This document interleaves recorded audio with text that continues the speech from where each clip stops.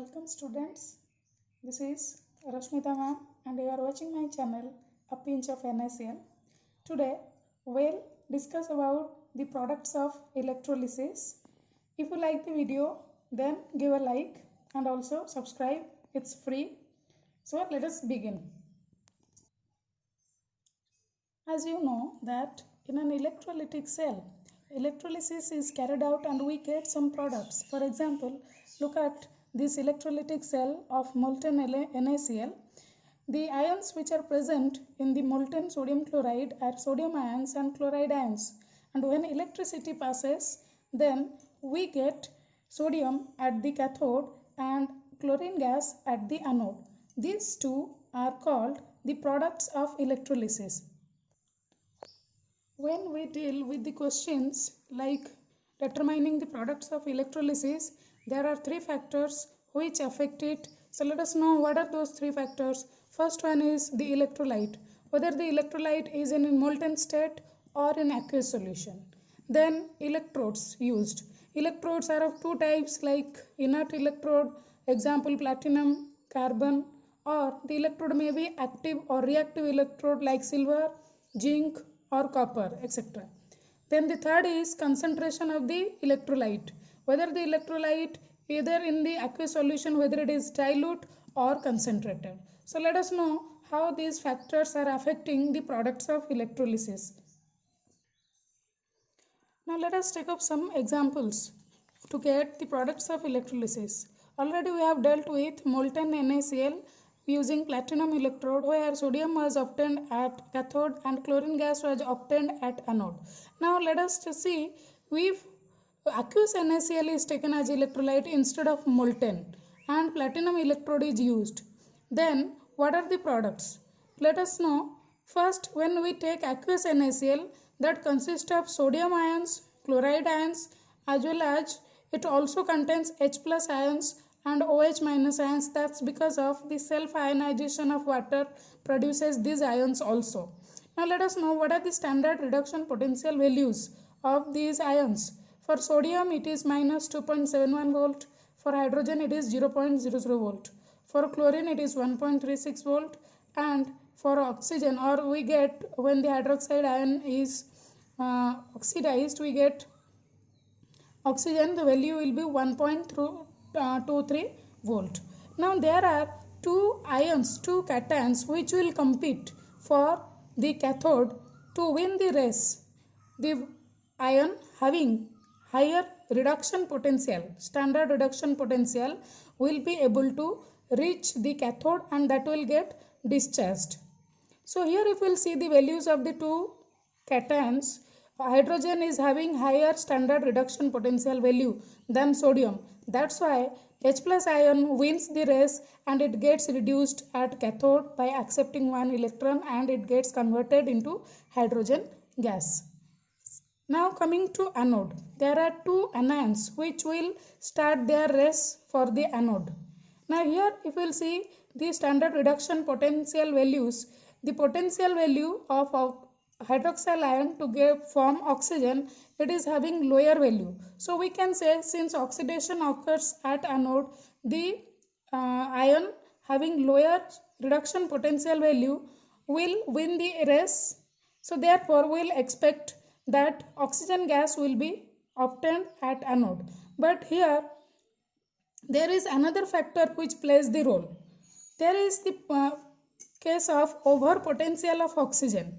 So when water molecule gets oxidized to give oxygen, it is thermodynamically possible as it can be seen from its lower reduction potential values as compared to the chloride ion. But actually the process is kinetically very slow. So that is called as the over potential of oxygen, and because of the problem of over potential of oxygen, it is the chloride ion which wins the race at anode and gets oxidized into chlorine gas. So the products that we will get by electrolyzing aqueous NaCl using platinum electrode are at cathode hydrogen gas is obtained and at anode chlorine gas is obtained.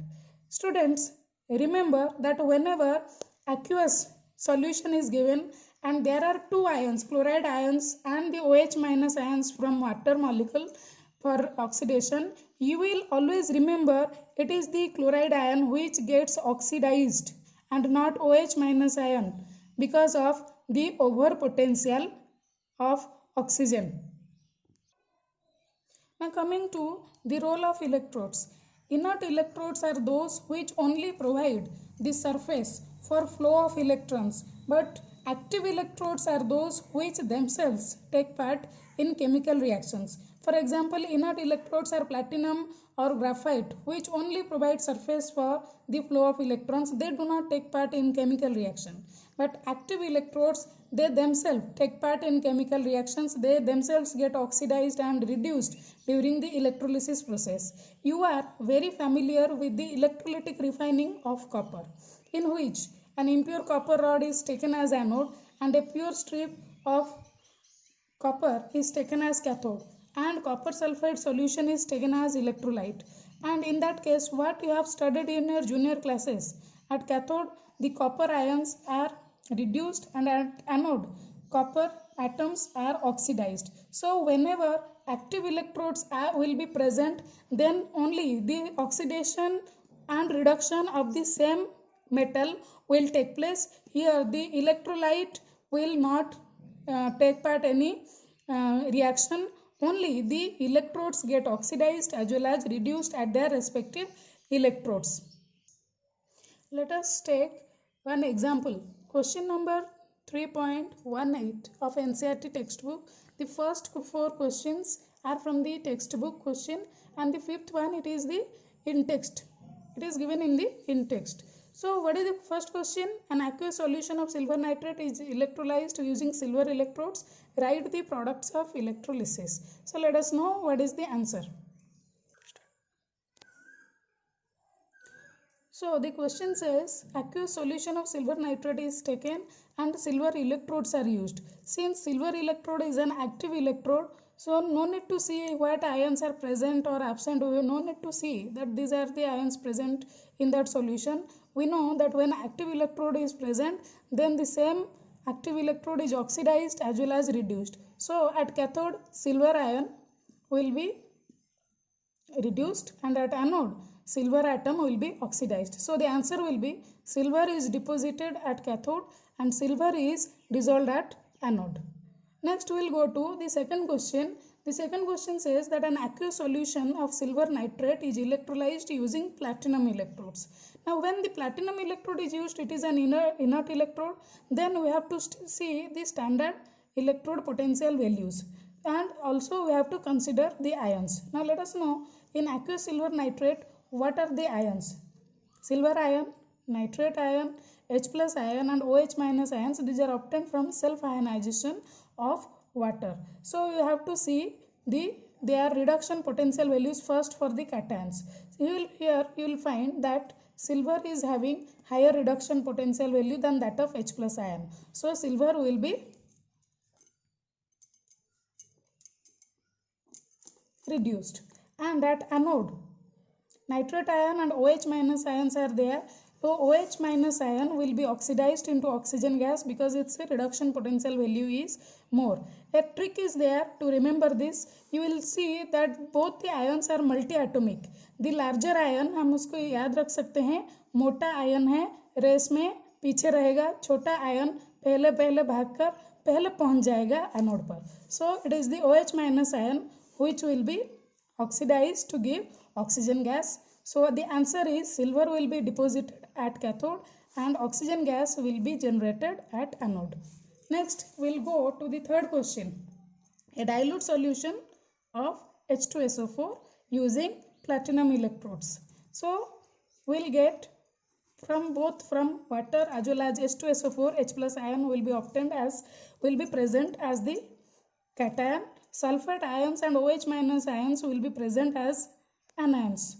Now it is the H plus ion at cathode which will be reduced into hydrogen gas, and at anode the same concept, mota ion, chota ion will win the race and will get oxygen gas at the anode. So the products are hydrogen gas is liberated at cathode and oxygen gas is liberated at anode.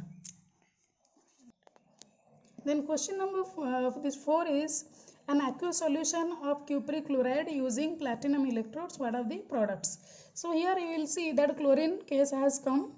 The cations are cupric ions and H plus ions in the solution. The anions available are chloride ions and OH minus ions. So if we will see the reduction potential values of H plus ion and copper ion, copper is having positive electrode potential and hydrogen is having zero potential. So at cathode copper will be reduced as copper atom, and at anode the case of overpotential will come. So chloride ion will get oxidized into chlorine gas.